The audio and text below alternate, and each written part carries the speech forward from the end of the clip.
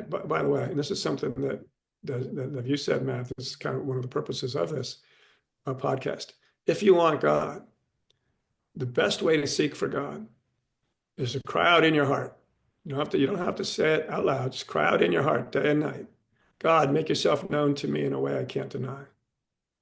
Right? And you can do it. I tell the students, you can do it while you're walking down the sidewalk. You can do it in class. You can do it while you're playing video games. You can do it while you're on social media. You can do it anywhere you are because it's a cry of the heart. And, so that you can read the books, you can study the religions, you can talk to people, you can watch debates. That's all just trying to reason it out. Mm-hmm. And you can reason out there is a God, but you can't reason out to who the God is. That has to come by revelation. And some people question that, but most of us, we don't think that much of our information comes from revelation, right? If you see somebody and you've never seen them before, you don't know their name. You can't reason to their name. They have to tell you their name. They have to tell you virtually everything about them. You can't just reason to it. Much you can't reason to. It has to come by somebody has to tell you. And then, and reason can't be the beginning of knowledge because you have to have something to reason about. You just can't start reasoning. Mm-hmm. Something has to be given. Yeah. Something has to be revealed.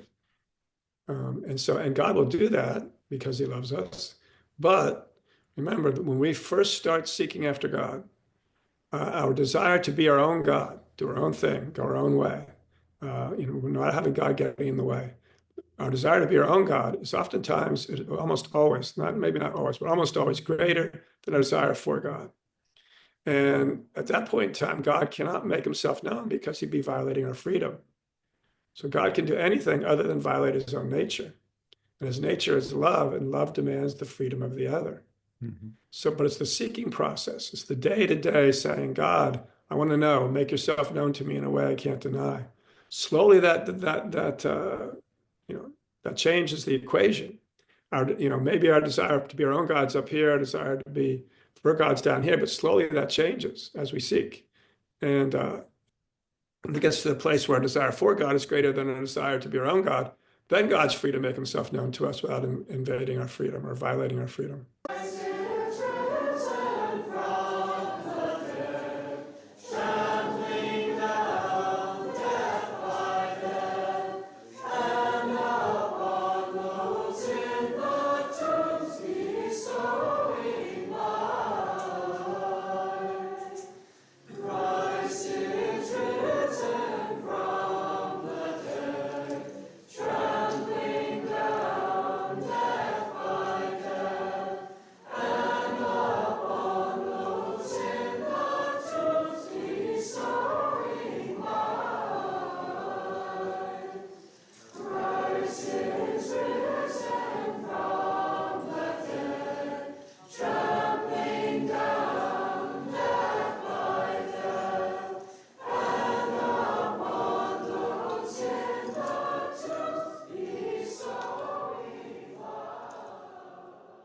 Good evening, and welcome to another episode of the Willard Preacher podcast. I'm Matt, a former student at Penn State, and I am joined once again by Gary Cattell, the Willard Preacher and open-air evangelist on the campus of Penn State University. Hey, Gary, how are you? I'm doing well as can be expected in the fallen world, as we say. That's it. So we wanted to, I think, dive right into it. You've had some time on campus. We're recording this in early February. So any interactions of note with the students out there? I had a pretty good conversation with an atheist the other day. They kind of all go the same, but still kind of interesting to me anyhow. We talked about various things. One of them was about homosexuality. For some reason, he wanted to talk about homosexuality and sexuality in general. And he wanted to know why homosexuality was wrong. I said, well, what's the purpose of sex? And he kind of hemmed and hawed. And I said, well, obviously the purpose is to create life. I said, well, and really, if you once you understand or once you admit the purpose of sex is to create life, then you know why we as Christians say it has to be within marriage between a man and a woman. Nothing else really makes sense. But so I said, it's to create life, and that kind of does away with homosexuality. We say, so yeah, but it's also for pleasure. I said, it's pleasurable, but that's not the purpose. And he tried to say that tried to say that creating life and pleasure were both purposes. First of all, pleasure is an effect. It's effect of the act. It's not a purpose for the act. If you want to make it a purpose, the problem that you get into is if the purpose of sex is pleasure, and I don't think he really understood this point, but or at least I didn't seem like he did. But the purpose of sex is pleasure, then it should be okay to have sex with anybody that the society says it's okay to have a pleasurable experience with, right? If that's the purpose of it. And he said, oh, yeah, yeah, yeah. So that means, siblings, children, aunts, uncles, old lady down the street, old man down the street. I mean, everything that's, pets, whatever. He said, oh, no, no, that. I said, well, why? I said, that would be wrong. But, why is it wrong? It's for pleasure. So if you don't anchor sex to the creation of life, it just becomes absurd. So once you say no, we can have pleasure as a purpose apart from the creation of life, then why are any of these things wrong? Just because society says, but why does society say? Which is we got to kind of went into a little bit of objective morality too from that. Why does society say? You can't just say society says, because societies can be wrong. So we got into then. Well, it's the same thing when you say, well, it's to get closer to your partner. And again, that's just an effect of it. That's not the purpose of it. If you want to make it the purpose, then you have the same problem. Then everything that society says is okay, everybody that society says is okay to get closer to, should be okay to have sex with, because that's the purpose. And people don't, when they hear that, they don't really think about parents and siblings and children and pets and whatever. That would all be fair game, because there's nothing that says no except some arbitrary decision by society, which is what kind of brought us to objective morals. And he kind of admitted there was no such thing as objective morals. But then, first of all, even if we want to say that, most atheists will say, well, yes, there is such a thing as objective morals. And then you can kind of realize after a while that there's no way to have objective morals without God. So you're pretty much stuck with either society, which can be wrong, or the individual, which can be wrong, some sort of philosopher, which can be wrong. Anything can be wrong, because we're not omniscient beings. So we can be wrong. God, on the other hand, if there's a God and he's the creator, and he is, so he has the basic authority to tell everybody what's right and wrong. He's omniscient, so he can't be wrong based on lack of knowledge. He's perfectly good, so he can't be led astray by less than perfectly good motive. And he's perfect love, so he always has to have our highest good in mind. If he has those four qualities, creator, omniscient, perfect goodness, perfect love, then he has the authority to tell everybody what's right and wrong. He can't be wrong when he does it, and it has to be to our highest good. Once you leave a creator like that, then who do you go to? Where do you go to find objective morals? So atheists will then try to say, well, there's no such thing as objective morals. It's just society. But you can't live that way. So anytime that you, he said, tell me something that's objectively wrong. Well, raping 2-year-olds, objectively wrong. He said, what? I said, raping 2-year-olds. That's, nobody can say in any way that that's good. Even if somebody does it and declares it to be good, we know that it's wrong. But how do you say that it's wrong? There's no authority by which to say that even raping 2-year-olds is wrong. So if you're an atheist, you have to admit that if you're just going to go by society, you have to say that if society says one day that raping 2-year-olds is good, then you have to say that's good. Even if you say, well, society will never do that, well, maybe they won't. But, they say that gassing the Jews is good, that slavery is good. I mean, there's lots of things out there that societies have said were good. People now say are not good. But why aren't they good? If it's just your personal opinion, then that's meaningless. But it's not. But we know it's not just our personal opinion. We know these things are objectively wrong. But there's no authority by which to make them objectively wrong unless you resort to God. And we act as if there's objective morals.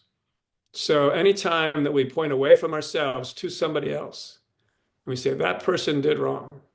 That person blew up a kindergarten and killed 30 kids. That was wrong. Well, what authority are we using to declare, objectively that that person did something wrong? It can't be societal laws because they can be wrong. Personal opinion doesn't mean anything because the person who did it can say, I think it was right. So there's no way to say that that's wrong. So the atheist will always act as if there's a God, even when he's claiming there is no God, because he will act as if objective morals exist, even when he's claiming that they don't exist. It's the same with meaning to life. The atheist will say, well, there's no objective meaning to life, because again, meaning is a concept of the mind. And if there's no mind at the beginning, the only way life can have meaning is if it's created for a purpose. It's not created for a purpose. So if the scientific creation myth is right and everything just happened, then there's no meaning to that. It's just stuff happening. Things are happening. Nothing's done for a purpose. And here we are. We just got lucky. And so, there's no meaning to life unless there's a God at the beginning of it. So they'll say, well, I know that there's no objective meaning, but I make up my own subjective meaning. All right, well, why do you need to do that? Why do you have to act as if there's a God? And atheists will always do that. Well, they'll act if you get to know them and you watch them carefully enough, or you talk with them long enough, they will always act as if there's a God, even when they're claiming there is no God. So if we really evolved in this meaningless universe and we're just a product of this meaningless universe, then we should be, by nature, meaningless beings. And since species, act according to their nature, we should be okay with that. But we're not.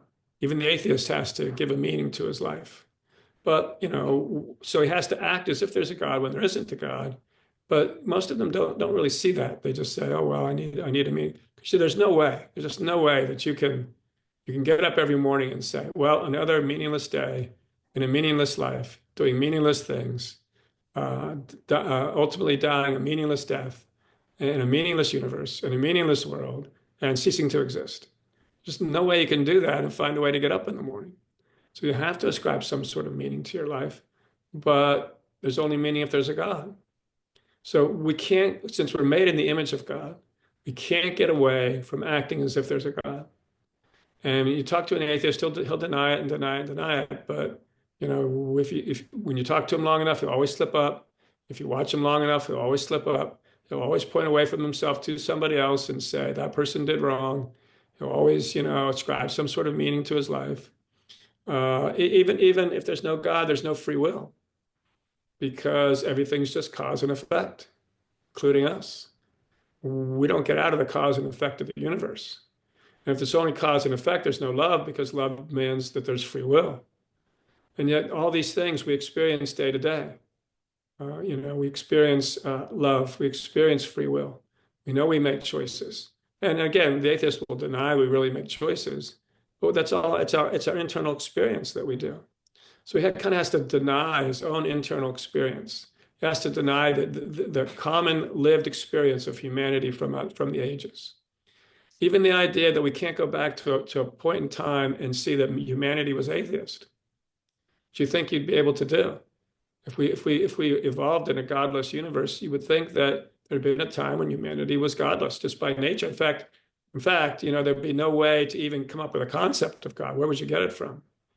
You're just godless by nature. And even if you could get it, our default position would be to be godless, but you never see that.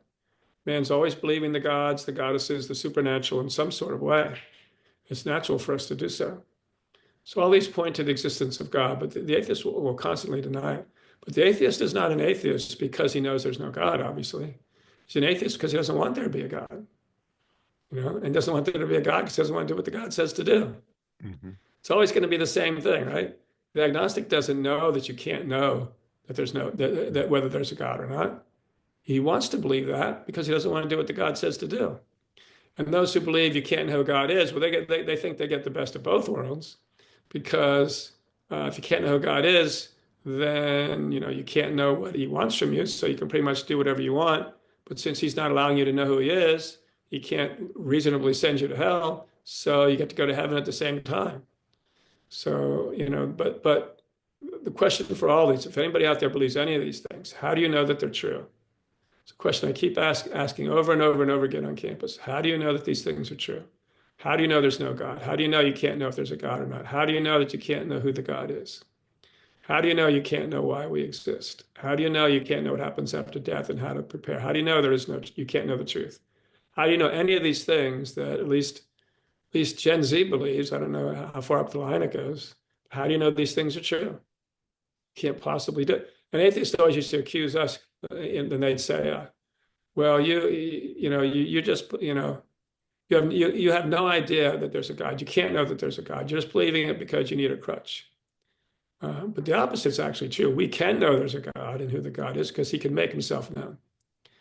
But they can't know that there's no God because there's no mechanism to know that there's no God. There's no revelation you can get. There's no logic you can put out there. So it's really the atheist who's just kind of making stuff up. And they can say we're making stuff up, but at least we can't prove that God has made himself known to us. But at least if there is a God, you should be able to do that. And why, one of the major contradictions that I see all the time is when people say, "Oh yeah, I believe in the God, some sort of God or some sort of higher power," or whatever they say, and I believe that he loves us. Okay, well, number one, how do you know that? But number two, love is a relational word. So when you love somebody, you want relationship with them. So as soon as you say there's a God who loves us, you're saying that there's a God who wants relationship with us. If there's a God who wants relationship with us, and we don't have relationship with him, then it has to be our fault and not his fault, right? But we don't want it to be our fault. We want it to be his fault. But it can't be because he wants the relationship and we don't have it. And they say, well, if he really wanted the relationship, he would just have it. He's God. He can do what he wants. But then they forget that a major part of love is you respect the freedom of the other. So God respects our freedom. And if he looks into our heart and mind and sees that we don't really want him, he's not going to force himself on us. People tell me, hey, if I'm walking down the sidewalk someday and God slaps me upside the head, I guess I'll believe. Well, I guess you would, but he's not going to do that because he's going to look inside your heart and mind and see that you don't want him. And look, if you don't want God, all right, whatever. You don't have to have God. But what's best is to admit it to yourself.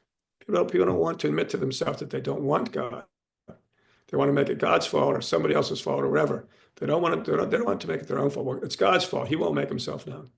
No, it's your fault. If you don't want God, it's your fault. And for most people, if they're at least 18, or not at least, but at most 18, if you don't have God by now, you either don't want him or you're seeking him with all your heart and just haven't found him yet. But if you're not seeking him with all your heart, it's clear you don't really want him. So if that's the case, whatever, just admit it to yourself. God's not going to kill you. He already knows it, right? So admit it to yourself. Move on with your life. Maybe someday you'll change your mind. But if you want to admit it to yourself, how do you ever change your mind? You're just gonna be deceiving yourself. And you're gonna wake up in hell one day and say, "Well, how did I get here?" Well, you got there because you weren't honest with yourself. You didn't admit that you didn't want God. So, in any case, that was kind of an expansion of what we talked about with the atheists, but that was the general gist of I'm trying to get across to the students. And by the way, and this is something that you said, Matt, this is kind of one of the purposes of this podcast. If you want God, the best way to seek for God is to cry out in your heart. You don't have to say it out loud. Just cry out in your heart day and night. God, make yourself known to me in a way I can't deny. Right? And you can do it. I tell the students you can do it while you're walking down the sidewalk. You can do it in class. You can do it while you're playing video games. You can do it while you're on social media. You can do it anywhere you are because it's a cry of the heart. And so that you can read the books, you can study the religions, you can talk to people, you can watch debates. That's all just trying to reason it out. Mm-hmm. And you can reason out to there is a God, but you can't reason out to who the God is. That has to come by revelation. And some people question that, but most of us, we don't think that much of our information comes from revelation, right? If you see somebody and you've never seen them before, you don't know their name. You can't reason to their name. They have to tell you their name. They have to tell you virtually everything about them. You can't just reason to it. Much you can't reason to. You have to be, it has to come by, somebody has to tell you. And then, and reason can't be the beginning of knowledge because you have to have something to reason about. You just can't start reasoning. Hmm. Something has to be given. Yeah. Something has to be revealed. And God will do that because he loves us. But remember that when we first start seeking after God, our desire to be our own God, do our own thing, go our own way, we're not having God getting in the way. Our desire to be our own God is oftentimes, almost always, not maybe not always, but almost always greater than our desire for God. And at that point in time, God cannot make himself known because he'd be violating our freedom. So God can do anything other than violate his own nature. And his nature is love, and love demands the freedom of the other. Hmm. So, but it's the seeking process. It's the day to day saying, God, I want to know, make yourself known to me in a way I can't deny. Slowly you know, that changes the equation. Maybe our desire to be our own gods up here, our desire to be for gods down here, but slowly that changes as we seek. And when it gets to the place where our desire for God is greater than our desire to be our own God, then God's free to make himself known to us without invading our freedom or violating our freedom. So that's what, so I've been trying to focus in on that more on campus. Just say, look, if you really want God, number one, you'd be doing something about it. If you're not doing anything about it, then you don't really want him. You need to admit that. If you really want him, you don't know how to go about it. Just start. And anybody can do this. Anybody, really, at virtually any age, except for the youngest of ages. But once you're old enough to kind of grasp this understanding, you can cry out to God day and night. And, God, make yourself known to me in a way I can't deny. And if you only want to know truth and you don't give up, in the meantime, he'll eventually do it. But in the meantime, you can live your life the way you think it should be lived. Hmm. So there's no downside to it, except that you have to eventually will have to give up. If you follow God, you have to give up being your own God, which is the great was the temptation for Adam and Eve. Who's going to be God? Are you going to Hmm. follow the real God and become godlike through him, or are you going to just try to be your own God apart from God? And it's still the same thing today. We want to be our own God apart from God. So we should all it's best for all of us if we want to, we don't have to, but to seek our hearts. What do we really want? Yeah. Do we really want God, as we say, or do we really want to be our own God? And it's best to be honest with yourself again, because if you're honest with yourself, you can change. If you're not honest with yourself, you can't change. So I would encourage everyone just be honest with yourself. If you don't want God, fine, move on with your life. Hopefully you'll change your mind. If you do want God, then seek him with all your heart. Because that's what we as human beings do. If we really want something, we go after it. We don't go after it if we go after it half-heartedly, then we don't really want it. Hmm. And since you can do this any time of the day or night, then if you really want him, then just start crying out from the depth of your heart. And again, it doesn't have to be out loud. So you can do it anytime, anywhere, and allow God to lead you and guide you until you're ready. And we never know when we're ready. Only God knows when we're ready. So that's why there's no need to give up because you're still living your life the way you would have lived it anyhow. So just keep doing it, and until one of two things happens: God makes himself known, or you die. And I think Matt and I can both assure anybody out there, and any real Christian can, that if you do that with all your heart and you don't give up, God will make himself known to you at some point in time. So anyhow, that's a little bit more than I was expecting to say, That's but right. Well, thank you for sharing that. Yeah, it's I mean that was the helpful message for me is that God, if we cry out to him, God can and will reveal himself. I like what you were saying as far as, be honest with yourself about where your heart really is. In a certain way, it seems to me like the person who says, "Well, no, no, no, I want God, but I don't think God can really do anything about it, and can't really make himself known, or we can't really know." That person sort of wants to walk that middle line. It sort of puts them in a place of lukewarmness. It would be much better, I think, if they would just say, "You know what? I don't want that," and just that way they would at least come to the end. They would figure out where being your own God gets you, right? And quickly, So, maybe you figure that out in a decade or something, and then you're like, okay, I see what this is all about. and maybe that is not all that it's cracked up to be. It seems like some of the people who have all we could want in an earthly sense, and have really tried to indulge their own desires, ultimately they sort of see that where it ends, which is not really so satisfying in the end. But yeah, like you said, at least be honest with yourself, because at least you'll get to see what it's really about. Otherwise, you're likely to just kind of float along in this lukewarm middle area, not really see what anything is all about. And in the end, like you said, you are making a decision there. You're making a decision to do your own thing and not really seek truth, and not really want uh, God as He is, really. Yeah, if you don't do anything, you're making a decision. Right. Mm-hmm. You're making a decision not to do anything. So I did have a guy come up to me and he said he'd been away from God for a couple months or a few months or whatever, however long it was, and he'd gotten into sin, and he realized it wasn't all it's cracked up to be. He said, Mm-hmm. "Yeah, you figured out what we all figure out, at least all of us who are Christians or became Christian maybe later in life or something, that sin isn't what it's cracked up to be. And if you indulge in it long enough, it will take its toll on you." Mm-hmm. And he realized that, and he was going to try and get back to whatever fellowship or whatever he was part of. Um, yeah, that's the promise of sin. The promise of sin is you're going to have a great time. It's going to be wonderful, Mm-hmm. but it never is. It never. It seems to. It always starts out that way, but never ends up that way. It's kind of like we're always trying to be fulfilled through something other Mm-hmm. than God. And whenever we finally get it, always looks great. It's like Christmas Eve when you're a kid. Always looks great, and always looks wonderful.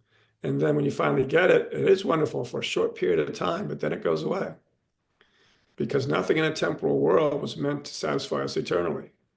And so it comes and it goes like everything temporal.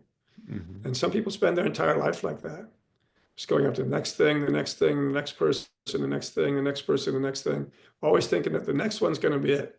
And the demons that torment us, they're experts at this. They hold out in front of us and say, here it is, and like this little carrot on a stick. Here it is. This will do it. This will do it. You finally get that after a while. You strive and you fight and you claw and you finally get it. And yes, I've got it. I've got this person. I've got this thing. And I guarantee you that eventually that sense of fulfillment and I've made it and this is great and it's going to stay like this forever never does. Mm-hmm. And it can't because everything's temporal. Well, the only thing that can last forever is that which is eternal. And of course, that's the God man Jesus. He's the Mm-hmm. one that wants, and he's the one that, and God is forgiveness. God is compassion. God is mercy. He wants to forgive you. He wants to save you. He wants to make you godlike. He wants to bring you into the kingdom of God. We just have to want it and Mm-hmm. want it to the point where we're not going to give up. So the wild card in this is always us. It's never God. Right. Never God who doesn't want us. It's not his nature. But it's our nature to be fickle. It's our Mm-hmm. nature to go back and forth. God's nature is stable. He's always the same, yesterday, today, and forever, which means he always loves us. He always wants to forgive us. He always wants to save us or whatever good thing there is out there, have compassion on us. And repentance is us turning from a sin that we've loved and turning back to the God who loves us. Mm-hmm. And that's what we got to do. Yeah. Some people think of repentance as just wallowing in the mud and saying, "Oh, I'm sorry, I'm sorry, I'm sorry." That might be part of it, but it has to be a change of mindset, Mm-hmm. change of attitude, a change from I've loved sin, now I want to love God. I've tasted sin, now I want to taste God, so to speak, Mm-hmm. and turn from the sin and turn to God.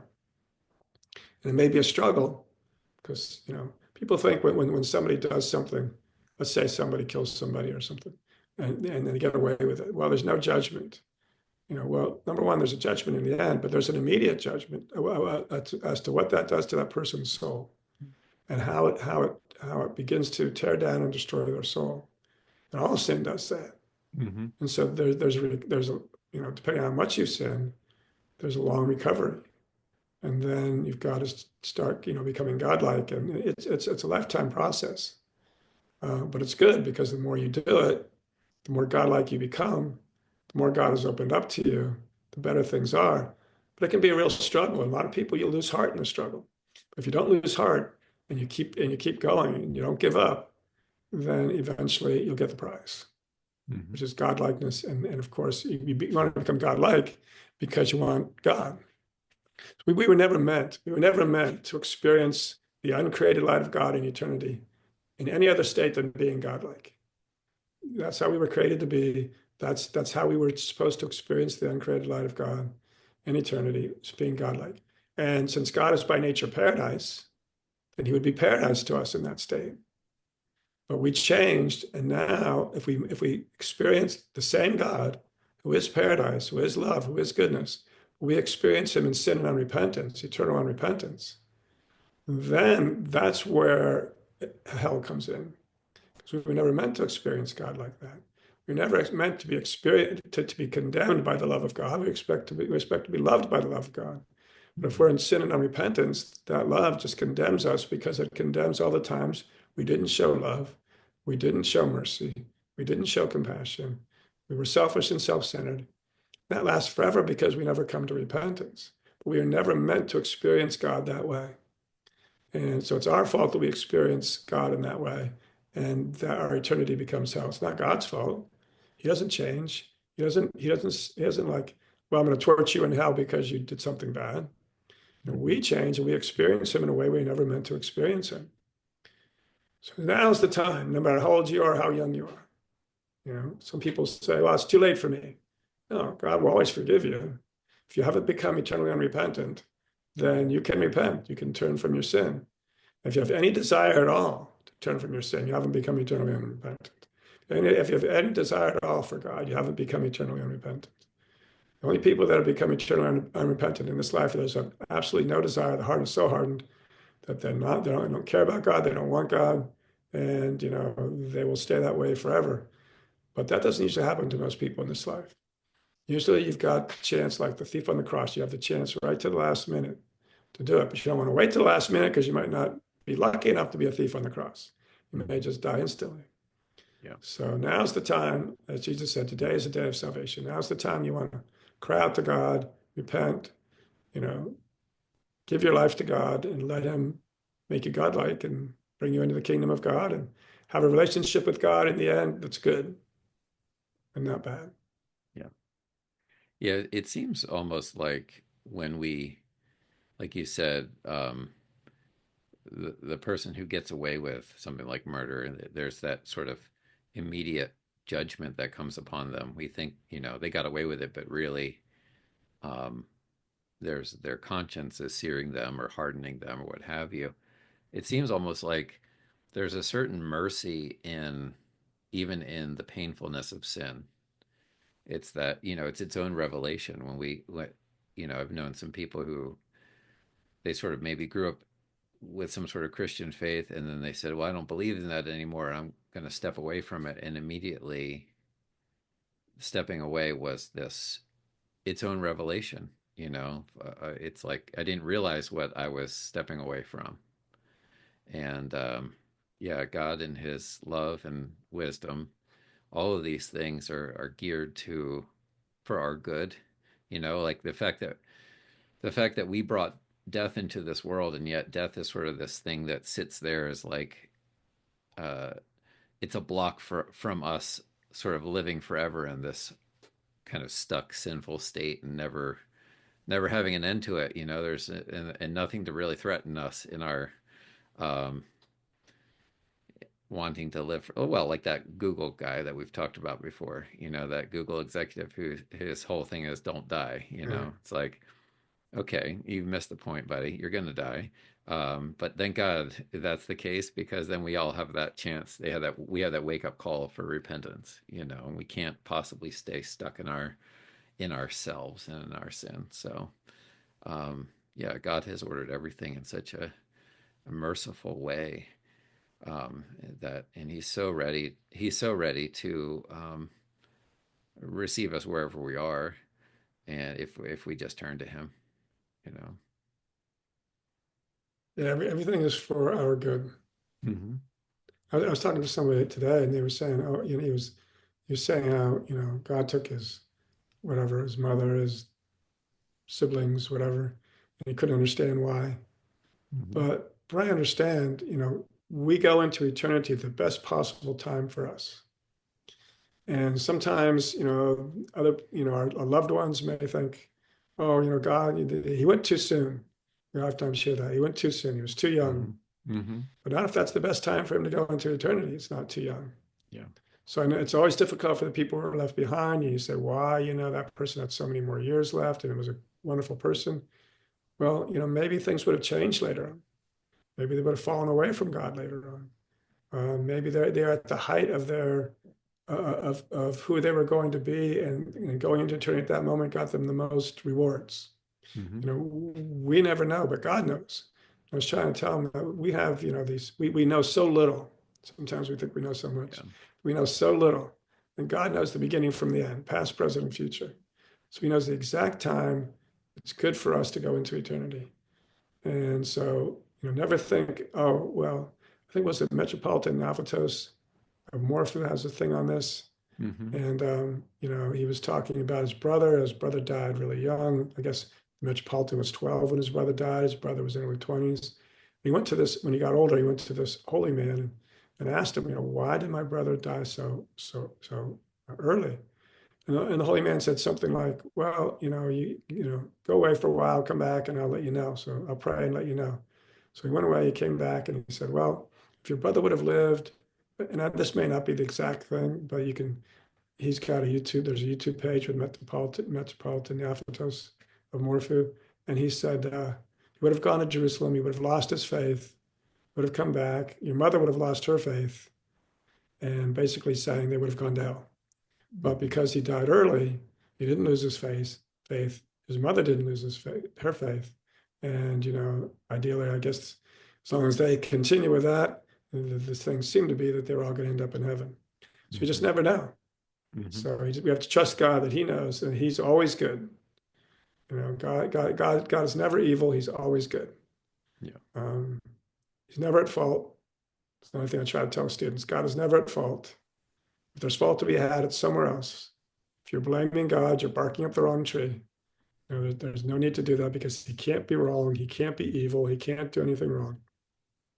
We just don't understand it. Right. And that's because, of who we are. But we have to trust that God knows and that He is good. Yes, absolutely. Yeah, and I mean that's really where faith is for all of us, which is, we have our experience and we have things that do confirm that he's good, and then we take that knowledge and move forward with it and continue to remind ourselves that God is good in every situation. So, Yeah. Yep. uh, definitely. All right. Well, thank you, Gary. So we're going to sort of the main focus then for this episode is looking at an article that you shared with me about a gentleman who was active in the pro-life, that is anti-abortion movement. He did some investigative journalism, and uh, Actually, the article actually, the article, there's a guy, but the article focuses on the girl. mhm. It's the guy and the girl. Oh, The okay, article focuses on the girl. Yeah. okay. Well, let me pull that up then. There we go.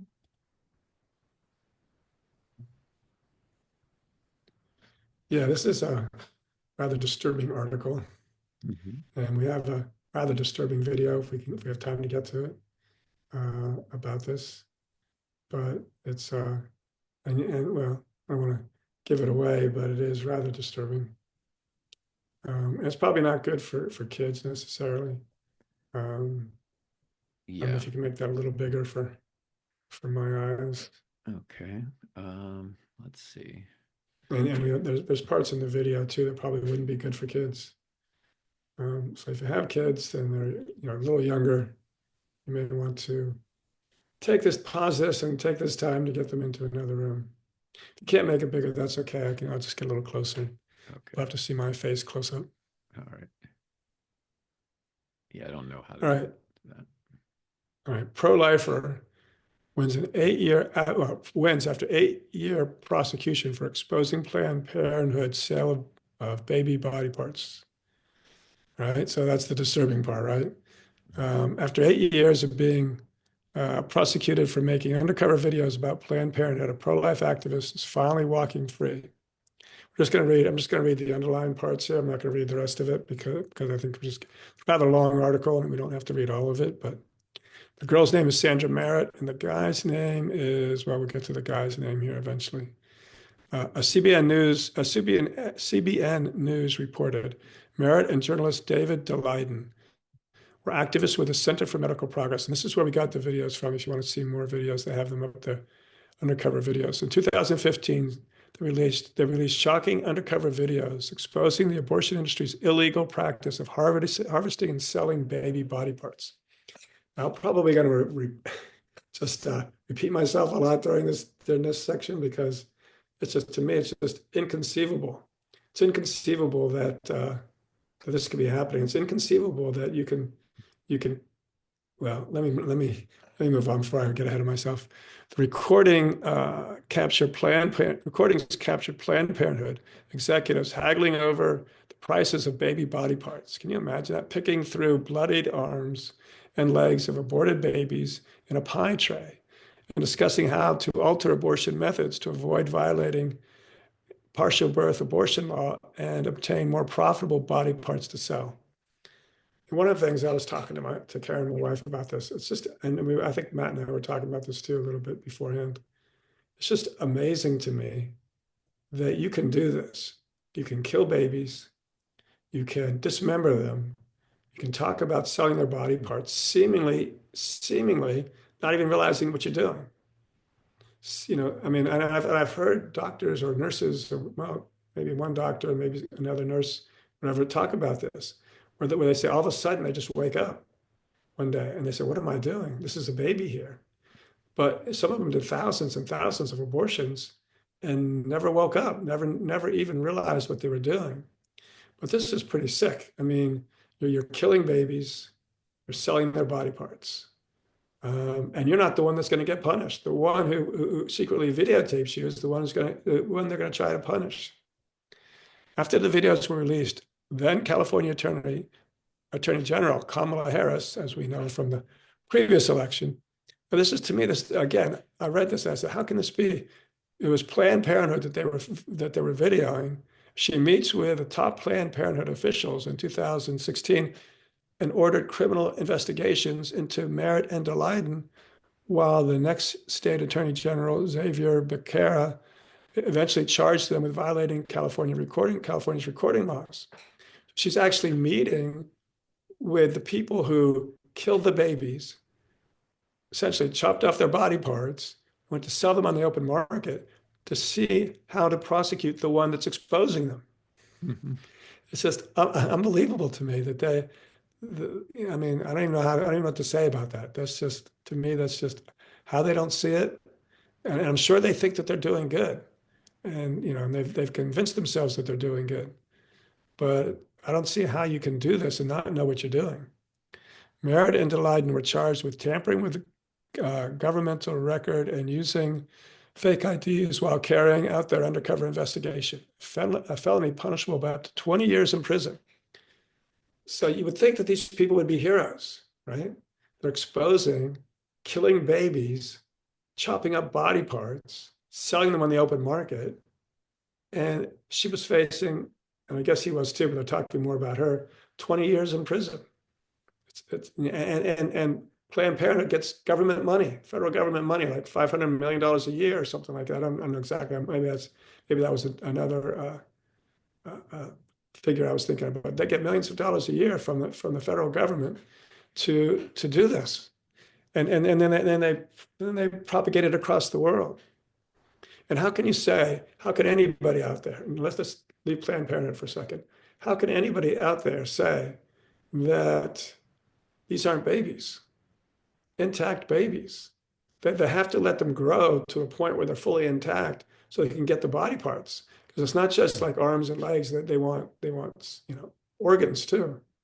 and various tissue and everything. So how can anybody out there say that these aren't babies that are being killed? I just don't get it. Anyhow, Liberty Counsel has defended Merritt against California's and Planned Parenthood's two-pronged strategy of criminal indictments and a civil lawsuit. What they're really trying to do here is send a message. Don't do this. If you do, I mean, now Liberty Counsel is one of those free lawyer groups that gets supported by donations or whatever. So she didn't have to go bankrupt defending herself. But this is basically they're saying, if you do this, we're gonna do this to you, right? You're gonna 8 years she spent with us, and she doesn't know what's gonna happen. She doesn't know if she's gonna spend 20 years in prison or not. Going from appeal to appeal to appeal, however long it takes. And if you don't get one of these free lawyer groups, you're going to go bankrupt doing this. Basically, they're saying, don't do this. We'll get you. The legal group was able to negotiate a plea agreement, which includes the state dropping all remaining felony counts. She will plead no contest, which means you're not pleading guilty or innocent. You're just saying, no, I'm just going to plead no contest. So she's not admitting guilt to a single felony charge, which after a 1-year probationary period will be reduced to a misdemeanor at sentencing and then expunged from her record entirely. Merritt will serve no prison time, will pay no fines, will have no other penalties imposed for revealing the truth about Planned Parenthood. The deal is essentially a complete victory for Merritt in this politically motivated criminal case, Liberty Counsel said in a statement. And it was politically motivated. And again, I don't think we have anything else after that. It's just more of the same. But they're basically, it's a warning. Don't do this. Don't try to expose us. We're more powerful than you. And she eventually got off. But I remember when this came out, and I remember videos being put out there a number of years ago. Now, I don't really hear it too much anymore. And, because it's probably because, people just don't want to have their lives turned upside down like this and have to go through ordeals like this. And that's the whole point of prosecuting. I just wanted to say, real quickly before we go on, whenever I deal with this on campus and I ask somebody, what's a woman pregnant with? Pro-choice, what's a woman pregnant with? They'll normally say fetus or embryo or, fertilized egg or whatever. And how I try to go about this is to say, okay, well, those are all stages of development within mammals. All mammals go through the same stages of development. So no matter whether you say, you can't say it's just a mass of unrelated cells because it's not. The first stage is a fertilized egg. And that's the first stage of all mammals. So as soon as you say she's pregnant with a fertilized egg, an embryo, a zygote, a fetus, whatever it is, you're saying she's pregnant with a mammal. Okay, well, what sort of mammal do we suppose she might be pregnant with? Right? Obviously, it's not a whale or a dolphin. It's not a lion or a tiger or a bear. If you're not sure, do a little DNA test, and you'll see it's a human mammal. Human mother, human father, human sperm, human egg, human DNA, human development. It's human. So we know that it's a mammal, and we know it has to be a human mammal. And humans are by nature persons. You can't be a human being without being a person. You can be an ant without being a person. You can be a bee without being a person. But you can't be a human being without being a person. So, and some people say, well, you can't have personhood until you have a brain. That depends on whether you have a soul or not. And most people believe that we do have a soul. Well, personhood is resident in the soul, independent of the brain. Because when somebody dies, they retain their personhood. It's not like they're only half a person, but the other half is in the brain until the body gets resurrected. So, in any case, this isn't hard to get to. We just don't want to get to it because just like the atheist wants to be an atheist, so doesn't have to obey God. We want to believe it's not a human being, so we can have sex without consequences. There's always a reason for not looking at the obvious. So it's like Long-Haired Joe, whom I've talked about. He was a magician out at Penn State. And he had a last name nobody could pronounce. But his name was Joe, and there's lots of Joes around at the time, so we called him Long-Haired Joe. And he was a great magician, and he would, just, I remember, I know I've said this before, but he did this one magic. He hated to call them tricks because he said, prostitutes do tricks. I don't do tricks, I do magic. So it was after church, he became Orthodox, and it was after church. We were down in what we called the dungeon. It was like a little furnished room in a down before we remodeled, and that's where we had Sunday school or whatever. And there was a table in there and chairs. And so we were sitting in there, and he had this imaginary deck, and he shuffled this imaginary deck. And he told my wife to take an imaginary card out of the imaginary deck and just think of a card and imagine what, just get something in her mind of what it was. So let's say it was a 6 of hearts or whatever. Then he said, we'll put it back in the deck. And so he put the imaginary card back in the imaginary deck. And he shuffles it and does various things. And then I forget exactly how it went, but he said something like, well, look in your purse. He said, what was your card? And she said, 6 of hearts. And he said, look in your purse. And there was a 6 of hearts. Now, I don't know how he did that, you know, but he did, but it was all sleight of hand. It was all manipulation, whatever. But it was all about getting you focusing over here, getting you focusing on something, and then doing something somewhere else, and that you don't see. And that's what the abortion clinic, like he would go, you put like one coin in the sand, one coin in the sand, go like this, no long sleeve shirt, go like this, and then it'd be 2 in the one hand and one and none in the other. But it was all about misdirection. That's what the abortion is about. They want you to think about the woman's right to choose, or women's rights, or the health of the woman, or whatever. Anything but the baby. And that's what we do. We think about anything but the baby. The discussion is never or rarely about the baby. It's all about a woman's rights, a woman's right to choose. So if you've had an abortion, or somebody's taken you you've taken someone to have an abortion, God can forgive you. God is forgiveness. If you will repent, if you will come and say, look, I did this thing. I'm really, really sorry. I wish I had never done it. Please forgive me. He will forgive you, because that's what he does. That's who he is. But we have to repent. We have to say, look, I'm sorry. Not just I'm sorry, but I'll never do it again. I abhor what I did. And the more you abhor what you did, the more you're showing true repentance. So, and God will forgive. That's who he is. Mm-hmm. So. Absolutely.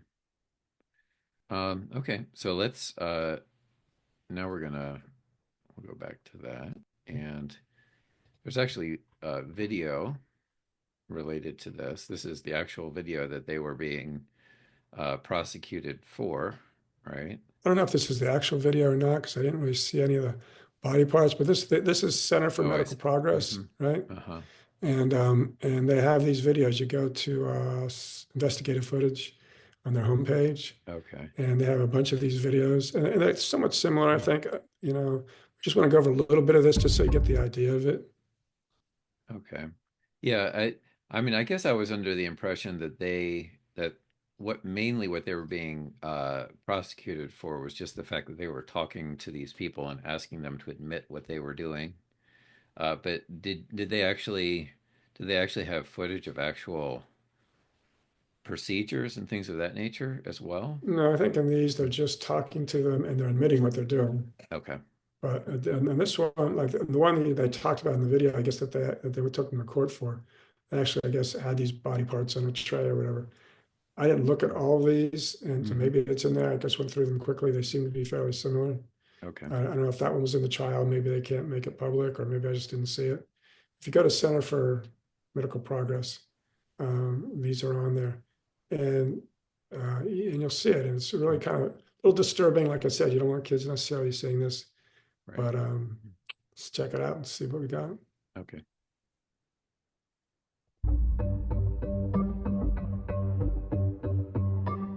I might ask for a second set of forceps. Hold the body at the cervix and pull off the head. Oh, so you gotta, okay. So it's not. Right. Yeah. See, There are some that are like, I need you to make one more pass. Like avoid PBA. Trust me, because like I would have had a conversation with you if I wasn't already like fairly confident that it was going to be, that our race is Right. and stuff like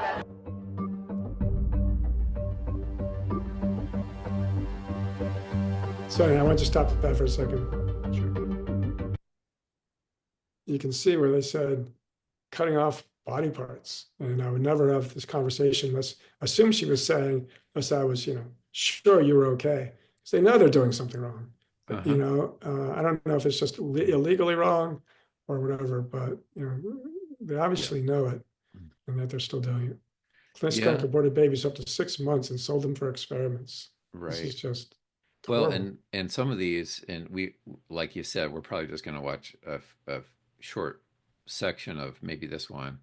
But if you, some of the others, it's just kind of amazing sort of how brazen they are. They're sort of like sitting at lunch drinking wine and basically Yeah, bragging, well, I saw enough of these, I'm going to get this sports car or what have you. It's, obviously knowing what they're doing, knowing what the parameters are, we're going to tear off a limb so that this is not a partial birth abortion, which has some limitations, I guess, in wherever they are. Um, but yeah, it's down in Texas. yeah, pretty remarkable.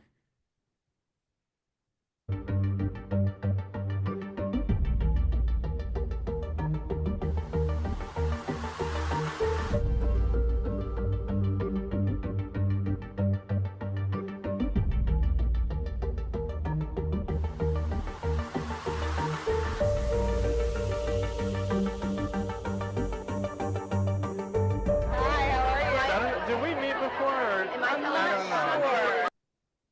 I'm with Biomax, the fetal tissue collection Okay, no, we agency. haven't. I'm Ann Tuesday. I'm her medical director at Gulf Coast at Center for Choice. Oh, you are? I Like the medical director for second tries, I guess. Well, so Paul Fine is the medical director for the entire affiliate, and Okay. I am over the abortion services. We definitely have the volume, so. It was a pleasure. And the quality, too. You know how to do some of the tricky, like... Yeah, we do our best. I mean, especially when sometimes it's not possible. Right. Sometimes, but we had a patient a couple months ago who it was an anomalous fetus, a desired pregnancy, and she wanted footprints. And so I made sure that the residents didn't do that procedure, so that I was able Okay, stop it for a second. to do it in such a way that we were able to. So this is amazing. Even the mother's getting the abortion wants footprints and handprints of her baby. So I guess to keep them for, I don't know, I guess to have in a memory of her baby. But how do you do that and not know that you've killed a baby? Give me footprints and handprints, Right. but there's no baby in there. Well, and I get maybe the question is this doctor here is described it as an anomalous pregnancy. And does that mean it's just has a birth defect and therefore they're going to terminate the pregnancy, or is this a pregnancy that will necessarily end of its Yeah, I own don't know. accord? We don't really know. Yeah. Perhaps that second situation would make more sense if someone's getting handprints and footprints. But you're right as far as the other thing that isn't often put out there is, if a child does have, they can detect that a child has birth defects or that the child is, has Down syndrome or is mentally retarded or something like this. And so then they just make the decision to terminate their pregnancy. You just don't see, you really don't see that many children with Downs any longer for this reason. Yeah, we spent all those years condemning the past in America because we've taken these kids were born with some sort of birth defect and we kind of put them in a hospital somewhere where bad conditions and nobody cared about them and nobody loved them and it was horrible and terrible and we had to stop that, and now we just kill them, and that's okay. Right. So even if you're a Christian, you should not be getting an abortion because they say your baby won't live past a certain date, or your baby will be, mentally, handicapped or physically handicapped or something. God loves them all, and God has given that one to you for a reason. And there's no excuse. Maybe if, and I've talked to people in the medical profession. They said these days there's no reason to have an abortion for medical reasons because somehow the mother's going to die. So we've got plenty of ways of dealing with that without having an abortion. But if it came down to it, and the baby was going to die, and the baby couldn't live, and the mother was going to die if she didn't do something, well, then maybe there might be a reason. But that's the only reason.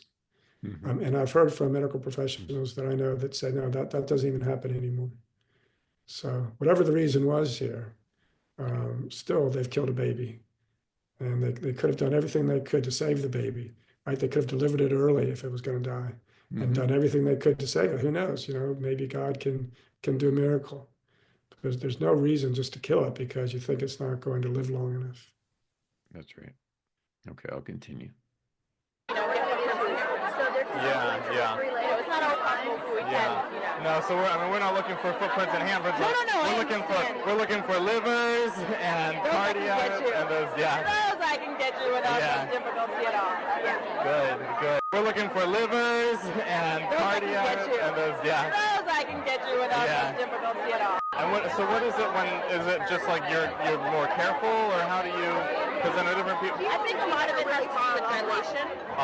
Really and truly a lot of it has to do with dilation because when you have good dilation, a cervix that's either well dilated and or just softer and more pliable, then as you bring the fetus down, you can get more of it out before disarticulation occurs.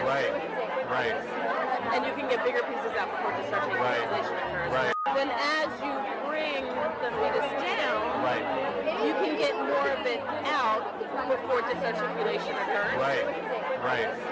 And It's you can interesting get how bigger they pieces out say before disarticulation instead of dismemberment. Mhm. You use all these words to kind of hide what you're doing, even from yourself. Right. Right. Yeah, and we should also point out that so we're running this off of a different website, but it says, watch on YouTube. Notice YouTube is giving us these little messages as well that are supposedly giving us, unbiased information here. So that's lovely too. If you don't have good dilation, then you're literally almost like, because then you picking, because you get whatever's in your forceps. But if you have good dilation, then more than that will come past. If you don't have good dilation, then all you're getting at is within your It just forceps. gets stuck right there, and so it just. whatever's in your forceps and nothing more. I would much rather do 3 or 4 passes than 15. Right. Picking. Is that your average, like 3 to 4 passes to remove everything, or? Yeah. Sean's listening in. She's like, you take notes on it. You keep track of it. Yeah. Oh, you probably do actually. Yeah. It depends. I mean, there are some that are like, I need you to make one more pass. Like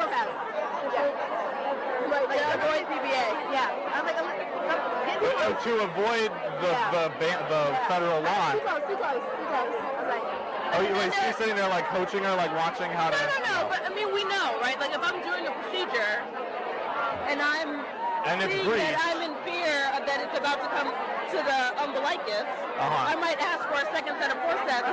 Hold the body at the cervix and pull off the leg. Oh, so you get okay.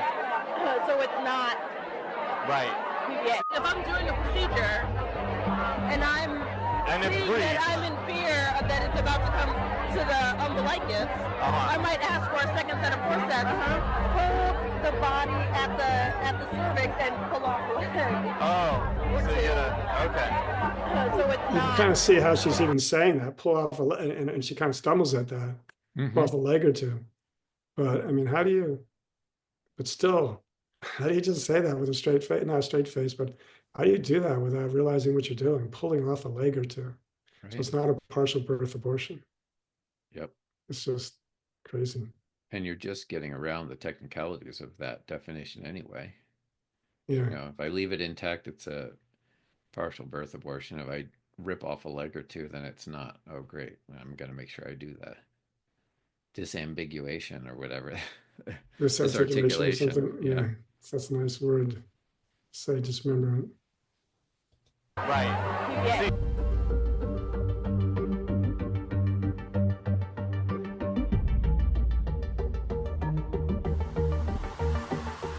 So that's where if you've got it coming out to umbilicus and that torso area is also intact, that's when I start to get excited, because that's all the organs in there that were right there.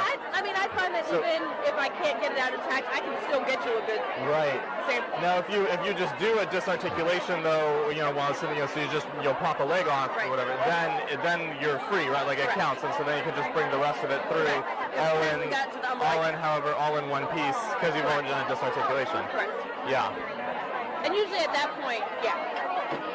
And you probably do the whole intent statement thing and all of that with the ones. Yeah. Do you think that's better than ditch, or what do you? Because some people, that's another I have zero controversy. experience with ditch. Oh, really? I've just, I just don't have any experience with it, so I can't really speak to that. Providers who use digoxin use it for one of two reasons. There is a group of people who just use it so that they have no risk of violating the federal abortion ban. If you induce a demise before you do the procedure, nobody's going to say you did a live, whatever the federal government calls it, partial birth abortion. Laws are up to interpretation. So there are some people who interpret it as it's intent. So if I say on day one I do not intend to do this, what ultimately happens doesn't matter. Yeah. It nukes the stem cells, obviously, so we don't want anything to Right. I had a colleague who tried to do a cell isolation on a liver that was from a fetus that had been ditched, just for kicks and giggles to see it. Oh, excuse me. How does that make you? Oh, yeah. Just to see, like, if they could get anything out of it. Nothing. It was all completely dead. Nothing. Yeah, of course, right? Right. So it's a thing. Yeah. It's a real thing. So, I mean, like I said, even in the procedures where I'm not doing anything close to intact, I find that it's pretty easy to, identify and isolate relatively intact abdominal contents. See, I told you that the abdominal stuff is the easiest.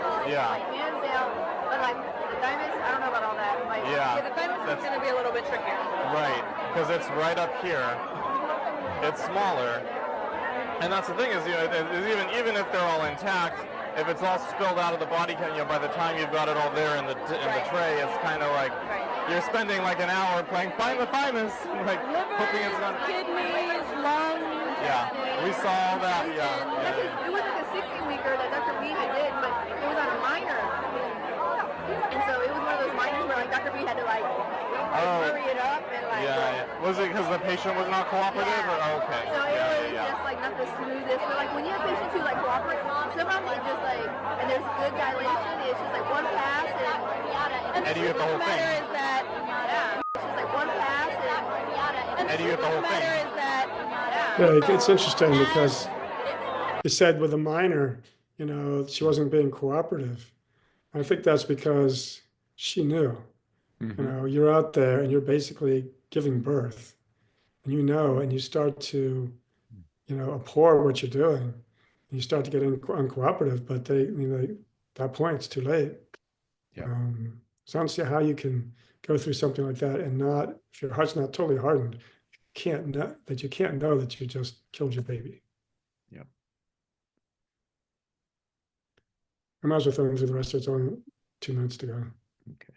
in our kind of medium range planning is getting a nurse anesthetist or somebody who can do deep sedation like propofol or something like that. Well, I think Misty is supposed to be sending us some stuff pretty soon, so. Yeah, we needed to, her and I needed to meet with legal. Just because we're in Texas, we just always want to be like, so we're just meeting with our legal counsel and then setting up. Did you hear anything about the stuff with Greater Texas and what their confusion is? I have no idea. No idea. Trust me, because I would never would have had a conversation with you if I wasn't already fairly confident that it was going to be, that our race is and stuff like that. Trust me, because I would never would have had a conversation with you if I wasn't already fairly confident that it was going to be, that our race is and stuff like that.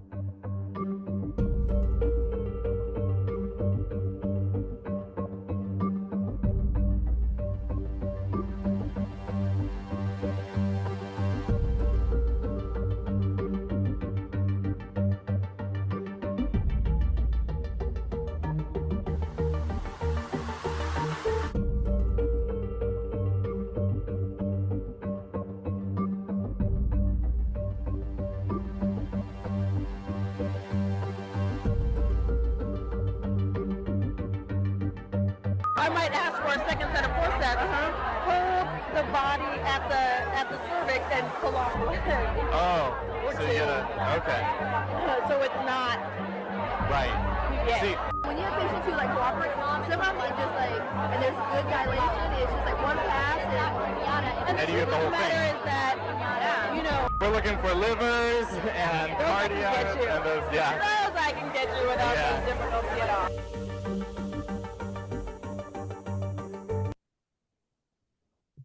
Oh, there it is. I think Yep. in one of the other videos, the girl says, she says something, she says something like, oh, people are gonna think I'm a monster. Well, I mean, you're not a monster because you're creating the image of God, but yeah, that's Yeah. pretty bad. Yeah. When you're doing stuff like that, you don't even seemingly realize it, can laugh about it, just Mhm. drinking wine and talk about it, and Yeah. like it's just another day at the office, and Mhm. you're pulling body parts off of babies and Yeah. taking their livers, and then they're telling all these women out there that this isn't even a baby. Mhm. Right. It's unbelievable. Yep. But So, it's got to be intact in a certain way so they can turn around the maximum profit on it. Yeah. And of course the guy who's sort of the investigative, I would just look at it as like investigative journalism essentially. Yeah. He's coming Yeah. off as this like basically just a salesman, and he's so kind of open about it, but you can tell that that's probably not any different than anyone else that they deal with, Yeah. because Yeah. they don't bat an eye at him saying like, oh yeah, that that's what we want livers. I mean, it's just unbelievable. Yeah. Yeah. Yeah. And they destroy so many women, not just babies' lives, but women's lives, Mm-hmm. and they Mm-hmm. have to carry that around with them. And Yep. again, if you can come to the God man Jesus and he will forgive you. But if you don't do that, you just kind of carry that around with you. And Mm-hmm. it can't be a good thing.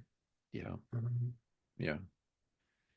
Absolutely. No, I remember our friend David, who years ago, as a psychologist, he was saying how they this is unrelated, I guess. Well, this is not unrelated, but it's kind of a little bit of a rabbit trail. But he was saying that a colleague of his had done a study that found that abortion for women subjects them to PTSD, essentially.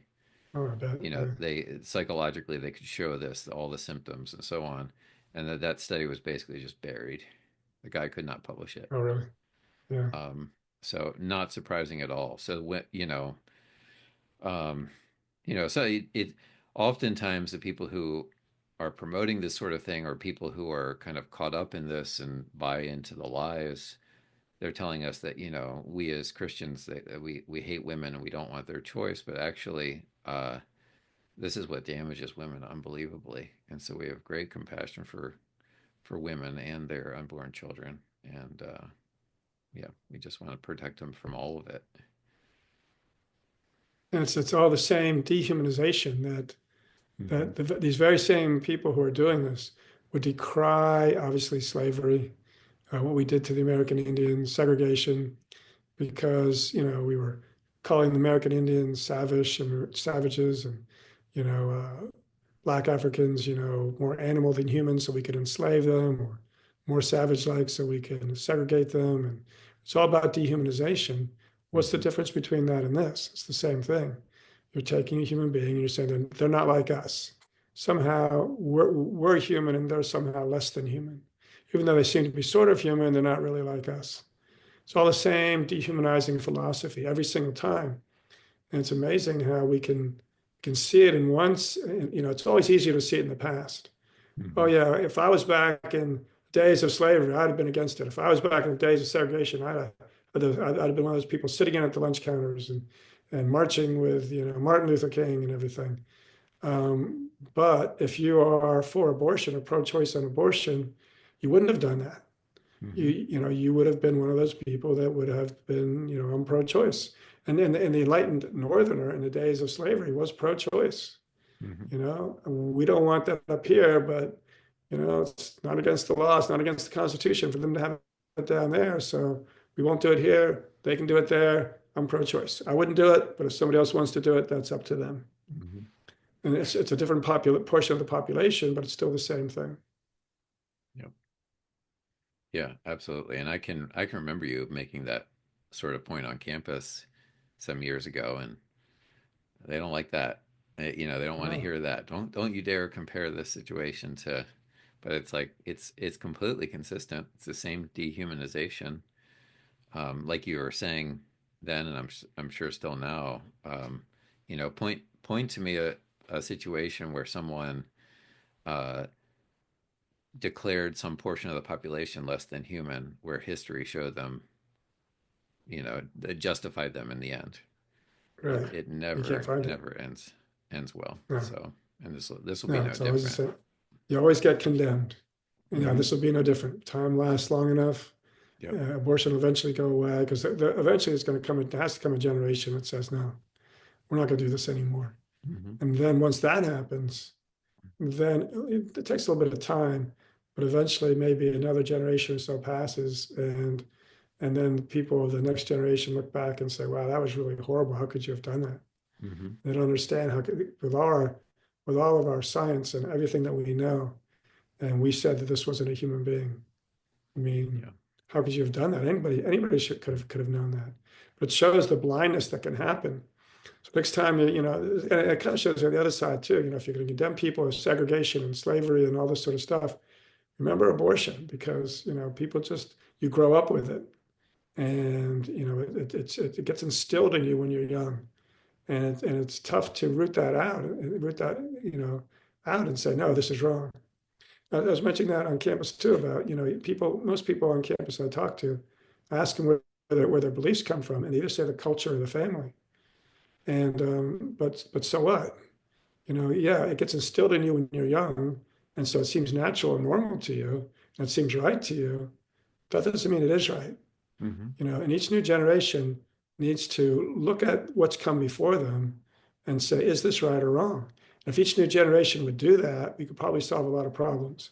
Because people my age and probably even people your age, we've lived in secularism all this time, and with abortion all this time, and all this stuff all this time, and homosexuality and transgenderism not so long. But so a lot of these people, they grow up with it. You grow up with it, and it just seems like this must be okay because it seems okay to me. It only Hmm. seems okay to you because you grew up with it. That doesn't mean it is okay.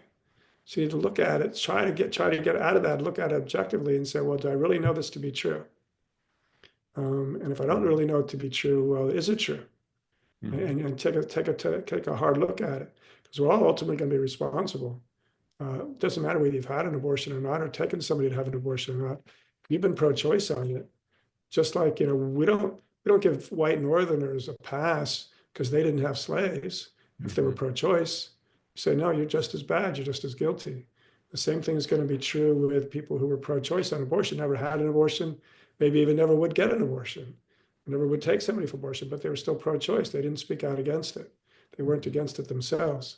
Well, future generation, not just God in the end. I mean, you're gonna have to explain that to the God who loves children in the end, but even future generations and of Americans or future generations in this world are gonna condemn you because you were there. You could have done something about it. Even just speaking out against it, even if you're not going to overturn it, even just being against it, Hmm. anything Hmm. other than being pro-choice and saying yes, this is okay. Yeah. Well, this has kind of been not the lightest episode, but I'm really glad we spent time talking about this. So we'll probably wrap it there. It is getting late in State College. It's always late in State College, and recently it's late and icy in State College, That's with it. more ice to come. Oh boy. Well, be careful out there. Yeah, Um, and I'll say Christ is risen. indeed, he is risen. All right. Have a good night. Yeah, you too.